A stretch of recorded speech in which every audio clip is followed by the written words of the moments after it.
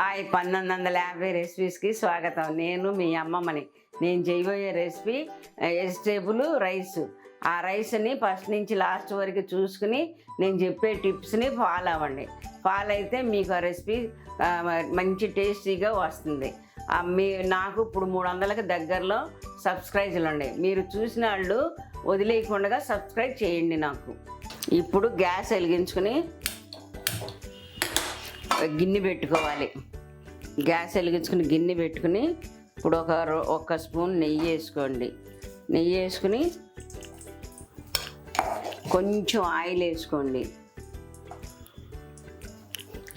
Oil నెయ్యి వేసుకుంటే చాలా నేనైతే మాత్రం ఒట్టి నెయ్యి వేసుకునే చేసుకుంటాము. మా పిల్లలు తినట్లేదని నెయ్యి సగం ఆయిల్ సగం వేసుకుని చేస్తున్నాను.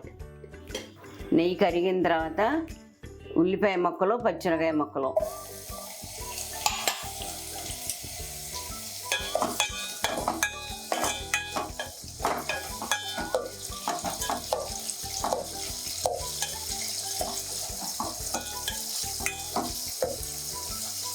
కొంచెం ఉల్లిపాయలు వేగిన తర్వాత బీన్స్ ముక్కలు వేసుకోవాలి.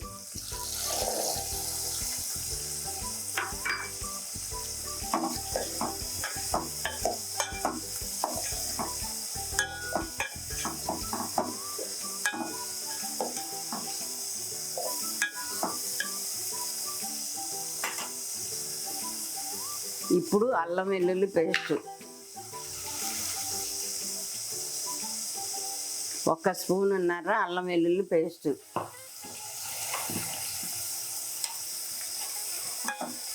ఇది కూడా పచ్చివాసన పోయే వరకు వేయించుకుని ఒకదాని తర్వాత అన్నీ వేసేసుకోవాలి వెజిటేబుల్స్ అన్నీ. ఇప్పుడు క్యారెట్ ముక్కలు, ఇప్పుడు బంగాళదుంప ముక్కలు కప్పు,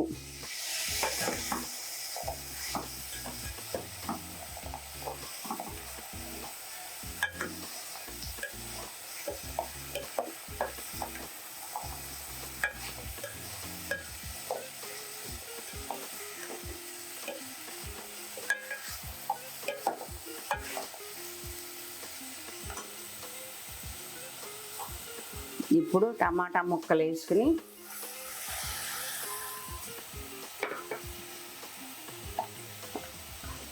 రుచికి సరిపోను సాల్ట్ వేసుకోవాలి.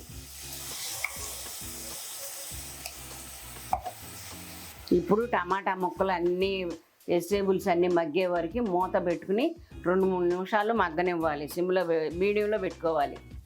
ఇప్పుడు ఇలా మూత తీసి ఈ ముక్కలన్నీ ఇలా మగ్గిన తర్వాత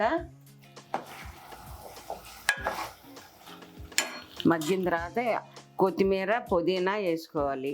కొత్తిమీర పుదీనా వేసుకుని కొంచెం లైట్గా మసాలా వేసుకుని నేను ఇప్పుడు 2 వంతులు బాస్మతి రైసు, 1 వంతు మామూలు రైస్ వేసుకుని కడిగి ఒక ½ అన్ అవర్ ముందు అట్టి పెట్టుకున్నాను. వాటిని కూడా ఇలా వేసుకుని బాస్మతి రైస్ 2 కప్పులు, మామూలు రైస్ 1 కప్పు వేసుకుని నేను చేసుకుంటున్నాను. మీకు ఇష్టమైతే మామూలు రైస్తో చేసుకోవచ్చు, లేదంటే బాస్మతి రైస్తోనే చేసుకోవచ్చు. 1-2 నిమిషాలు ఇలా వేగిన తర్వాత బియ్యం కూడా వేగితే బియ్యం పొడి పొడిలాడుతూ రైస్ కూడా ఉడికిన తర్వాత చాలా బాగుంటుంది. మీకు ఇలా 1 నిమిషం వేయించుకోండి బియ్యాన్ని కూడా ముక్కల్లో వేసేసి.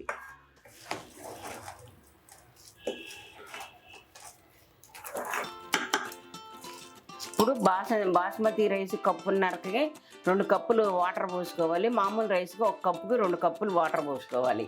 మొత్తం 4 కప్పులున్నర పోసుకోండి.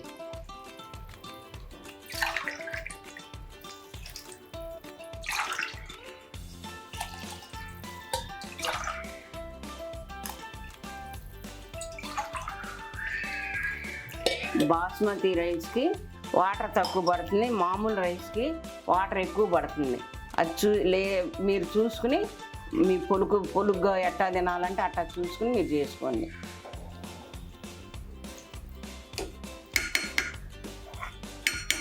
ఇప్పుడు మూత పెట్టి ఒక 10 నిమిషాల నుండి 15 నిమిషాల వరకు ఉడికించుకోండి. అప్పుడు వెజిటేబుల్ రైస్ రెడీ.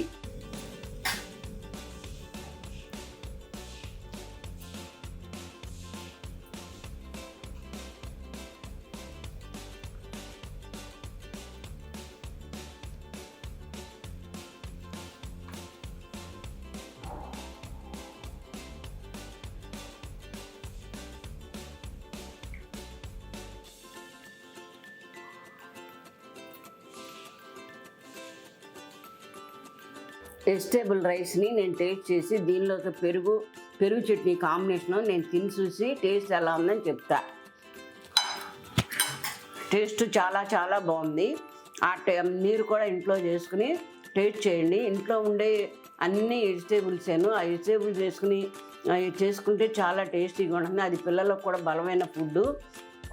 నాకు కామెంట్ చేయండి, లైక్ చేసి సబ్స్క్రైబ్ చేసి నా వీడియోని మీరందరూ షేర్ చేసుకుని మీ ఫ్రెండ్స్కి మీ రిలేటివ్స్కి కూడా షేర్ చేయమని చెప్పండి.